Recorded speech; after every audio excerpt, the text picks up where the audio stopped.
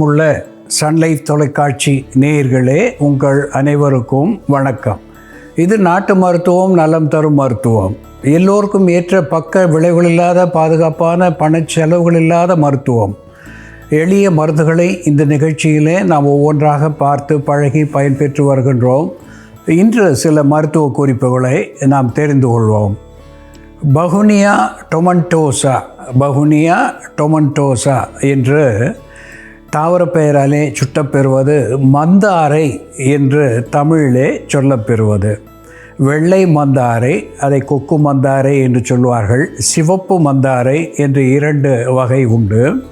இந்த சிவப்பு மந்தாரை பூக்கள் 5-6 எடுத்து 1 டம்ளர் நீரில் இட்டு கொதிக்க வைத்து கற்கண்டோ அல்லது வெல்லமோ சேர்த்து அந்தி சந்தி என்று 2 வேளை உள்ளுக்கு பருகுவதனாலே இந்த எபிஸ்டாக்சிஸ் என்று சொல்லக்கூடிய மூக்கிலிருந்து அடிக்கடி இரத்த கசிவு ஏற்படுவது, இரத்தம் சொட்டுவது, இந்த நிலையை போக்கக்கூடிய ஒரு ஸ்டிப்டிக் எமஸ்டேட்டிக் என்கின்ற வகையிலே இந்த சிவப்பு மந்தாரையினுடைய பூ தீநீர் நமக்கு பயன் தரும். அது மட்டுமல்லாமல் இந்த மெனோரேஜியா என்று சொல்லக்கூடிய அதிகமான மாதவிலக்கு வெளிப்படுகின்ற நிலையிலே கூட இந்த சிவப்பு மந்தாரை தீநீர் என்பது அதிக குருதியை நிறுத்தக்கூடிய ஒன்றாக, மாதவிலக்கு காலங்களிலே மாதர் பருகக்கூடிய ஒன்றாக விளங்கும் என்பதிலே ஐயமில்லை.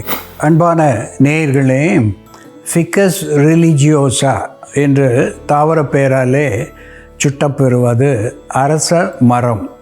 இந்த அரச மரம் அற்புதமான மருத்துவ குணத்தை பெற்றிருக்கிறது. இந்த எலக்ட்ரிக்கல் கண்டக்ஷன் என்கின்ற மருத்துவ குணத்தை அது பெற்றிருப்பதனாலே குளத்திலே குளித்துவிட்டு குளக்கரையிலே இருக்கின்ற அரச மரத்தை சுற்றி வருகின்ற பொழுது இந்த எண்டோக்ரைன் என்று சொல்லக்கூடிய சுரப்பிகள் அத்துணையும் சீராகின்ற ஒரு நிலையை முன்னோர்கள் சொல்லியிருக்கிறார்கள். மலடு, பெண் மலடு என்பதை போக்கக்கூடிய ஒன்றாக இந்த அரச மரத்தை சுற்றுவது விளங்குகிறது. இந்த அரச மர பட்டையை தூளாக்கி 1 தேக்கரண்டி அளவு எடுத்து நீரில் இட்டு காய்ச்சி சர்க்கரையோ கல்கண்டோ வெல்லமோ இனிப்பாக சேர்த்து 1 வேளை பருகுகின்ற பொழுது தொண்டைக்கட்டு, தொண்டை புண், தொண்டை கம்மல் இவற்றையெல்லாம் போக்குகின்ற ஒன்றாக, விக்கல் என்று சொல்லுகின்ற ஹிக்கப் என்று ஆங்கிலத்திலே சொல்லுகின்ற விக்கலை உடனடியாக நிறுத்தக்கூடிய ஒன்றாக இந்த அரச மரத்தினுடைய பட்டை தீநீர் நமக்கு பயன் தரும் என்பது உண்மை.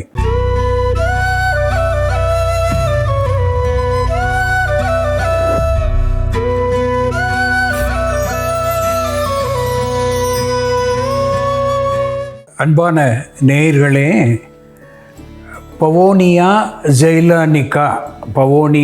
ஜெய்லானிகா என்று தாவர பெயராலே சொல்லப்பெறுவது சித்தாமுட்டி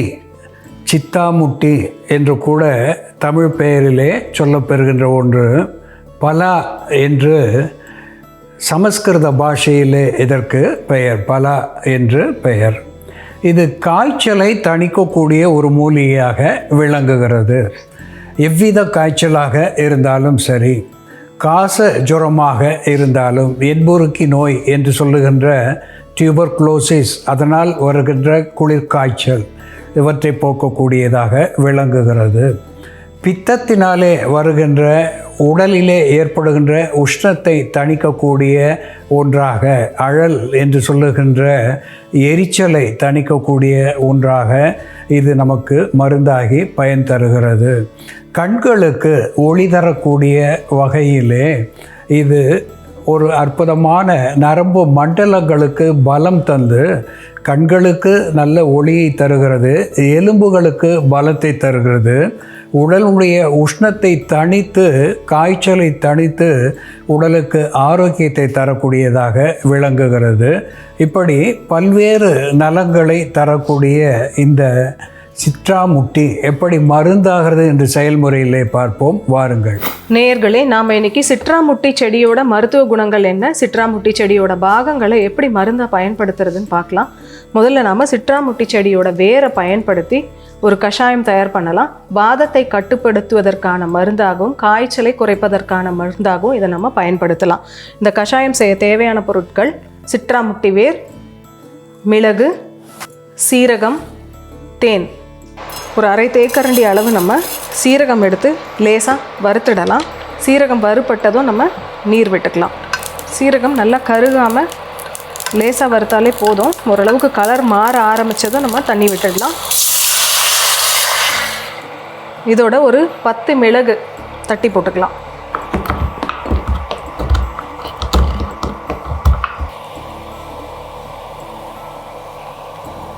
மிளகு சேர்த்துட்டு அதோட நம்ம சிட்ராமுட்டி வேர் 3 to 4 கிராம் அளவுக்கு சேர்த்துக்கலாம். இந்த வேரை நம்ம சிறு சிறு துண்டுகளாக நறுக்கி நம்ம அதை அரைச்சி வச்சுக்கிட்டோம்னா கூட அந்த பொடியை நம்ம பயன்படுத்தலாம். ஒரு அரை தேக்கரண்டி அளவு அந்த பொடி சேர்த்து நம்ம கொதிக்க வச்சுக்கலாம்.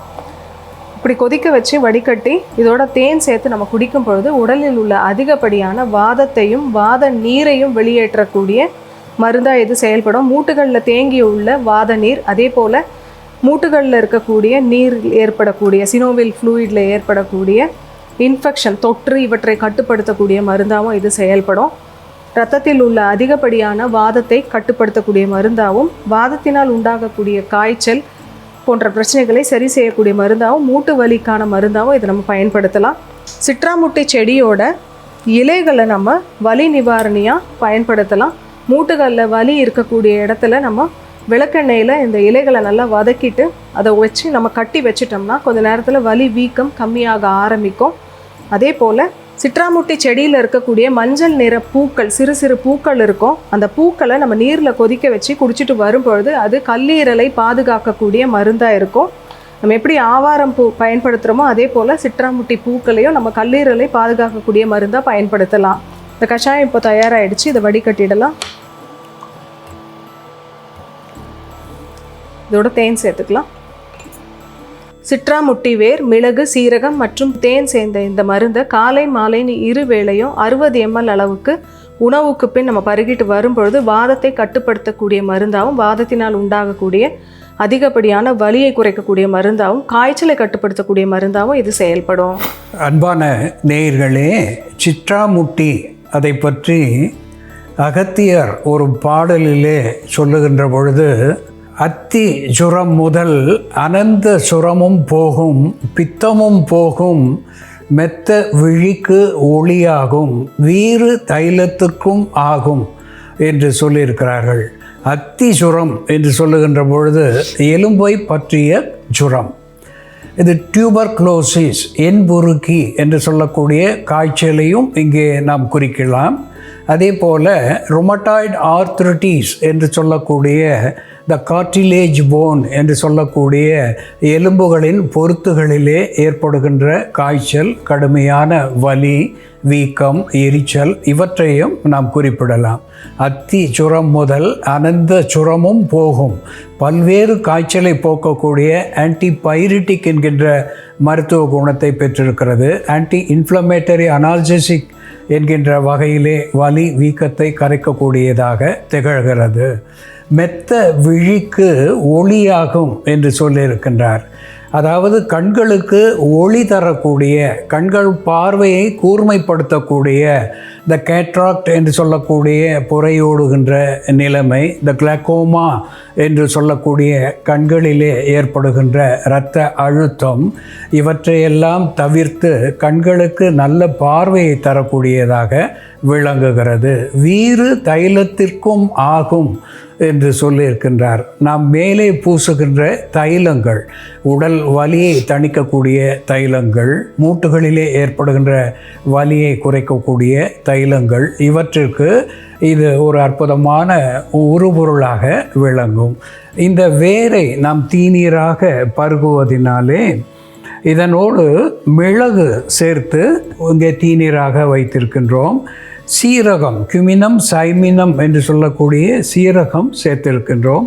இவை கார்பனேட்டிவ் என்கின்ற வகையிலேயும் ஆன்டி இன்ஃப்ளமேட்டரி அனால்ஜெசிக் என்கின்ற வகையிலேயும் ஒரு ஸ்டிமுலண்ட் என்கின்ற நிலையிலேயும் மிளகு, சீரகம் இந்த சித்தாமுட்டி வேருக்கு பயன் தந்து உறுப்புகளிலே ஏற்படுகின்ற அழற்சி என்கின்ற வீக்கத்தை, அழல் என்கின்ற எரிச்சலை அல்லது உஷ்ணத்தை தணிக்கக்கூடிய ஒன்றாக விளங்குகிறது.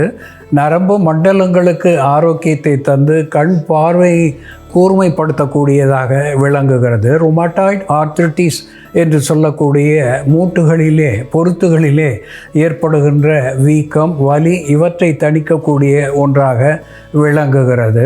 கவுட் என்று சொல்லக்கூடிய நரித்தலை வாதம் என்கின்ற சினோவியல் ஃப்ளூயிட் பொருத்துகளிலே அதிகமாகி ஏற்படுகின்ற வலி, வீக்கம் இவற்றை கரைக்கக்கூடிய மேற்பூச்சு தைலமாக இந்த சித்தாமுட்டி வேர் விளங்குகிறது. அன்பான நேயர்களே, தரையிலே நாம் தெரியாமல் மிதித்து செல்லக்கூடிய ஒரு அற்புதமான கொடி வகையைச் சேர்ந்த சித்தாமுட்டியிலே எப்படி மருத்துவ குணங்கள் இருக்கிறது என்று நாம் பார்த்து தெரிந்து கொண்டோம். இதுபோல வேறு ஒரு மருத்துவ குறிப்போடு நாம் மீண்டும் சந்திப்போம்.